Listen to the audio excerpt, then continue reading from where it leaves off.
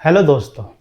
मैंने अपने पिछले कुछ वीडियो में कई बार फिलॉसफीज, विजडम और थॉटफुलनेस के बारे में डिस्कस किया है। जो बातें पहले सिर्फ बुक्स पढ़कर जानी जा सकती थी, आज आसानी से यूट्यूब लेक्चर्स, पॉडकास्ट के थ्रू आप घंटों सुन सकते हैं। क्योंकि पहले ये सब ऑनलाइन अवेलेबल नहीं था, और था भी तो इंटरनेट डेटा इतना महंगा होता था कि लोगों के लिए अफोर्ड करना बहुत मुश्किल था। लेकिन आज आप घंटों फिलॉसफिकल कंटेंट कंज्यूम कर सकते हैं।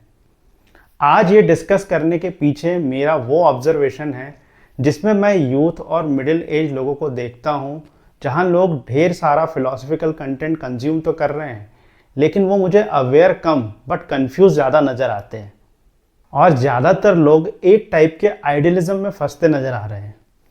इस ट्रेंड को मैं थोड़ा डिटेल में डिस्कस करूँगा ताकि ये बात क्लियर हो सके जो मैं कहना चाहता हूँ। देखिए, जिस तरह ओवरलोडेड इन्फॉर्मेशन वाली एज से हम गुजर रहे हैं, यहाँ हम बहुत स्पीड से इन्फॉर्मेशन कंज्यूम करते हैं और कंटिन्यू नई नई बातें सीखने को भी मिल रहा है। अब ऐसे तो फिलॉसफी हमें ज़िंदगी के कई सारे नए पर्सपेक्टिव देती है, और ये एक सोर्स है जो हमें ज़्यादा थॉटफुल बनाती है। लेकिन थोड़ा सोच के देखिए कि क्या आप एक्चुअल में कुछ विचार कर पा रहे हैं यदि आप कुछ ऐसा फिलॉसफिकल कंज्यूम कर रहे हैं। क्या कुछ प्रैक्टिकल विजडम फील हो रहा है जो आपको रियल लाइफ में काम आ रहा हो, या फिर सिर्फ ऐसा कंटेंट कंज्यूम करते रहने में ही आप एंजॉय कर रहे हैं। कोई आपको वेस्टर्न फिलॉसफी समझा रहा है तो कोई इंडियन फिलॉसफी, और कोई गीता के सूत्र बता रहा है। बट एक ट्रेंड कॉमन है, लोग ज़्यादा हुक्ड हो गए हैं। जैसे मेंटली अब आप एक जगह स्टक हो गए हैं विदाउट एक्शन। आपका सबसे ज़्यादा अटेंशन ग्रैब किया जाता है सिर्फ उन बातों से जो आपको डीप डाउन ये महसूस करवा रहा है कि आप जो कर रहे हैं वो या तो सही नहीं है या तो बहुत बिलो स्टैंडर्ड है। एग्जाम्पल के लिए 9 to 5 job is not worth. आपका हायर पर्पस क्या है लाइफ में? कोई बोल रहा है कि फीमेल्स को सिर्फ घर का काम करना या खाना बनाना पर्पस नहीं होना चाहिए। यूथ को लग रहा है कि वो जॉब के लिए पढ़ रहा है तो कुछ बड़ा नहीं कर रहा है। अब इन सब में समझने वाली बात क्या है? देखिए, आप फिलॉसफिकल स्टडीज़ के साइकिल को समझिए तो आपको ये बात क्लियर हो पाएगी। फिलॉसफी में इंटरेस्ट ही ज़्यादातर दो सिचुएशन में क्रिएट होता है। एक तो तब जब आपके पास मटेरियलिस्टिकली इनफ हो, या ये कहें कि आपका पेट भरा हो, और दूसरा है जब आप एक एस्केप ढूंढ रहे हो उन सब चीज़ों से जो या तो आपको पसंद नहीं है या आप वो करना नहीं चाहते। अब ये दो सिचुएशन में जो पहली सिचुएशन वाले लोग हैं, उनके पास वो स्पेस है जिसमें वो अपना टाइम इन्वेस्ट कर सकते हैं। वो क्या अचीव करते हैं या उसको प्रैक्टिकली कैसे यूज़ करते हैं वो बात की बात है, बट ये उनके लिए कोई ख़ास ड्रॉबैक भी नहीं है। लेकिन जो दूसरे टाइप की सिचुएशन में लोग फिलॉसफी की तरफ अट्रैक्ट होते हैं, ये थोड़ा सेल्फ डिस्ट्रक्टिंग भी हो सकता है। ऐसे में यदि आईआईटी प्रिपरेशन करने वाले बच्चे का ध्यान पढ़ाई में नहीं लग रहा है, तो वो फिर आईआईटी बाबा को ही सुनने में पूरा दिन निकाल सकता है। उसको सब बातें बड़ी पसंद आएगी, क्योंकि वो अब एक मेंटल एस्केपिज्म के जोन में हो सकता है। इसीलिए सबसे पहले तो ये समझना ज़रूरी है कि हम किस कैटेगरी के सीकर हैं लाइफ में। जब लोग अलग अलग फिलोसफर्स को पढ़ते हैं या सुनते हैं, जैसे हिंदू फिलॉसफी में कई लोग वेद, उपनिषद सब डीप में पढ़ने और समझना शुरू करते हैं, तो इनिशियली ये भी एक टाइप का डोपामाइन या प्लेजर देने वाली फीलिंग पैदा करता है। जब आपको नई नई चीज़ें समझ आने लगती है लाइफ के बारे में, और आप ह्यूमन आइडेंटिटी और बिहेवियर के बारे में समझने लगते हैं, तो ये एक डिफरेंट टाइप का हाई देने लगता है।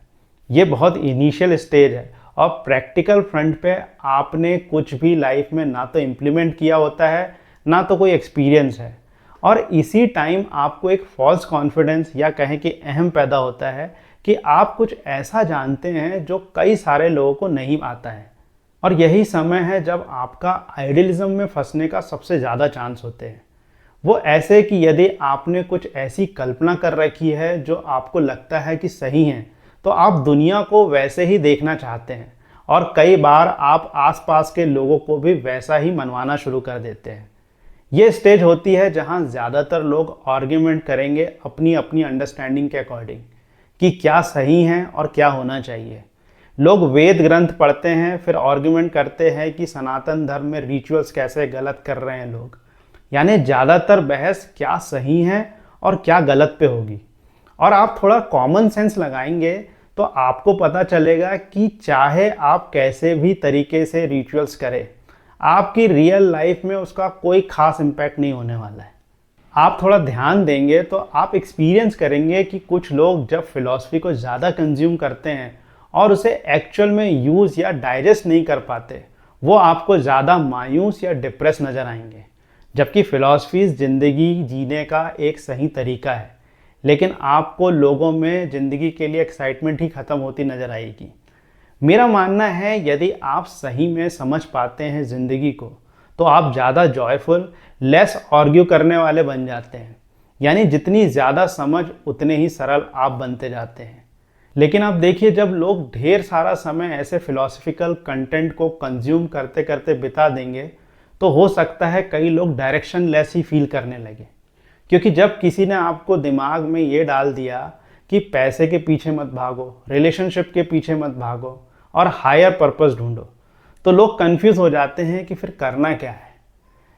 क्योंकि जब तक वो ये सब बातें सुनते रहते हैं, जब तक सब अच्छा लगता है, लेकिन प्रैक्टिकल लाइफ में वो अपने आप को सोशली डिस्कनेक्टेड फील करने लगते हैं।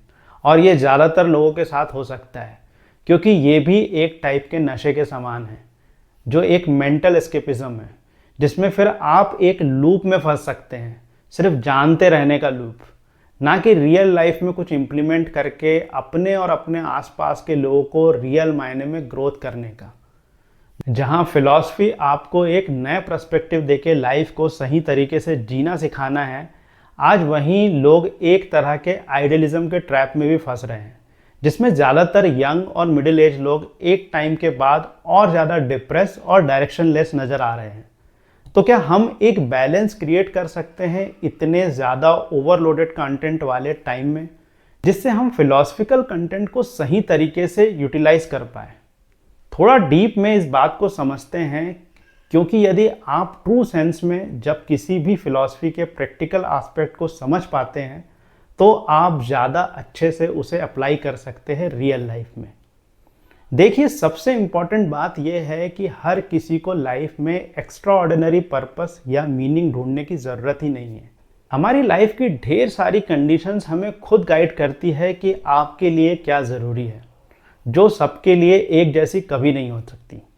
जैसे किसी की करंट सिचुएशन के लिए पैसा कमाना इम्पॉर्टेंट हो सकता है, तो किसी के लिए फैमिली रिस्पॉन्सिबिलिटी इम्पॉर्टेंट, और ये भी हो सकता है कि वो उस लाइफ को टाइम टू टाइम इंजॉय भी करता हो। तो उसको बेमतलब हायर लाइफ पर्पस और मीनिंग ढूंढने की कोई ज़रूरत नहीं है, ना कि उसके अपने आप को लेफ्ट आउट फील करने की ज़रूरत है। क्योंकि इट्स ओके यदि आप अपनी लाइफ में खुश हों। जैसे मैंने अभी एक वेल नोन यूथ स्पीकर को बोलते हुए सुना, जिसमें वो बोल रहे हैं कि खाना बनाने में क्या रखा है, क्यों महिलाएं उसमें इतना टाइम लगा रही हैं उसे और टेस्टी और प्रेजेंटिंग बनाने के लिए। क्या यही पर्पस है लाइफ का? लेकिन मेरा कहने का मतलब है, क्यों नहीं एक पर्पस हो सकता है। Cooking is a creative expression, और ये इमेंस सेटिस्फैक्शन देता है जिनको कुकिंग पसंद है। और ज़रूरी तो नहीं है कि हर वुमन को कुछ महान ही करना हो। कुछ लोग खुश हो सकते हैं अपनी फैमिली के लिए बेस्ट फूड बना के और खिलाने में। ऐसे ही ढेर सारे अलग अलग आर्ट फॉर्म हो सकते हैं। ये ज़रूरी नहीं है कि आपको पूरी दुनिया जाने तभी आप कुछ अच्छा कर रहे हैं। आप अपनी खुशी के लिए भी चीज़ें करते हैं। आप अपनी खुशी के लिए गा सकते हैं। ज़रूरी नहीं है कि आपको प्रोफेशनली सिंगिंग आती हो। ना तो हर चीज़ को कमर्शियल करने की ज़रूरत होती है, ना तो हर किसी चीज़ में पर्पस ढूंढने की। क्योंकि कुछ एक्टिविटी का आपको एक्सपीरियंस करना ही कंप्लीट जॉय है। अब उससे आपको और कुछ भी उम्मीद ही नहीं होती है। दूसरी बात है, आप जो भी कंज्यूम करते हैं उसको थोड़ा डाइजेस्ट करने का समय दीजिए और उसके बारे में सोचिए कि क्या ये सच में आपके पर्सनल लेवल पे आपकी लाइफ में प्रैक्टिकली कुछ काम आ सकती है, और उसे अपने बिहेवियर में लाके टेस्ट करने की कोशिश कीजिए। जैसे आपको किसी ने बोला कि आपकी लाइफ का पर्पस क्या है, तो इसमें कुछ एक्स्ट्रा ऑर्डिनरी सोचने की ज़रूरत नहीं है। आप जो करना चाहते हैं वो कैसा भी हो, वही आपका पर्पस हो सकता है। आपको एक 9 to 5 की जॉब करके रिटायर होना भी लाइफ का पर्पस हो सकता है। अब आप उस पर्पस को इफ़ेक्टिवली अचीव करने के लिए जो भी एफर्ट कर रहे हैं वो आपके लिए सही है और ये आपको पर्सनल लेवल में रियल में हेल्प करती है। लेकिन यदि आप जो कर रहे हैं आप उस पर ही डाउट कर रहे हैं, ये मान के कि मैं जो कर रहा हूँ वो इन्फीरियर है, तो ये आपको डिस्ट्रैक्ट कर सकता है। एक बात ये कि आप अपनी ज़िंदगी अनुभवों के आधार पर जीना शुरू कीजिए, ना कि किसी थ्योरी या फिलॉसफी के आधार पे। क्योंकि जब आप अपने एक्सपीरियंस से सीखते हुए अपनी लाइफ जीते हैं तो आप असल में अपनी एक यूनिक फिलॉसफी क्रिएट करते हैं। फिलॉसफीज एंड विजडम वो है जो लोगों ने जी है अपनी लाइफ में, ना कि वो जो आपने कहीं पढ़ी है या किसी से सुनी है। कोई ज़रूरी नहीं है कि आप हर चीज़ सही करेंगे, गलतियां हो सकती है, हो सकता है हम कुछ ग्रेट ना कर पाए लाइफ में, लेकिन हमारे एक्सपीरियंस और समझ ऑथेंटिक होगी और वो विजडम ज़्यादा इम्पॉर्टेंट है इंडिविजुअल लेवल पे बजाय किसी महान फिलॉसफर की फ़िलॉसफी से। जब आप ध्यान से किसी फ़िलॉसफी को समझ जाते हैं तो आपको एक्चुअल में एक यूनिफॉर्मिटी समझ आने लगती है। वो ये कि हर फिलॉसफी आपको कुछ सोचना सिखा रही है, वो आपको क्वेश्चन करना सिखा रही है अपनी सेल्फ ग्रोथ के लिए, क्योंकि हर इंडिविजुअल यूनिक है और उनकी सिचुएशन भी यूनिक होती है। कोई भी एक सेट ऑफ रूल कभी किसी की ज़िंदगी जीने का बेस नहीं बन सकती। इसीलिए ज़रूरी है कि जब भी आप कोई फ़िलॉसफिकल कंटेंट कंज्यूम कर रहे हैं तो उसे कॉन्शियसली कंज्यूम कीजिए और किसी को भी ब्लाइंडली फॉलो मत कीजिए। ये एक टाइप के आइडियलिज्म को जन्म देता है, क्योंकि आपकी लाइफ यूनिक है और वैसे ही आपकी फ़िलॉसफी भी यूनिक होगी और वो आपके एक्सपीरियंस और आपकी समझ का रिज़ल्ट होगी। विचार कीजिएगा इस बात पे, और यदि आपके कुछ थॉट है इस वीडियो के बारे में तो कमेंट करके ज़रूर बताइए। ऐसे ही माइंडफुल कंटेंट के लिए सब्सक्राइब कीजिए। मैं आपसे फिर मिलूँगा एक और वीडियो के साथ। तब तक के लिए कीप ग्रोइंग, कीप थ्राइविंग।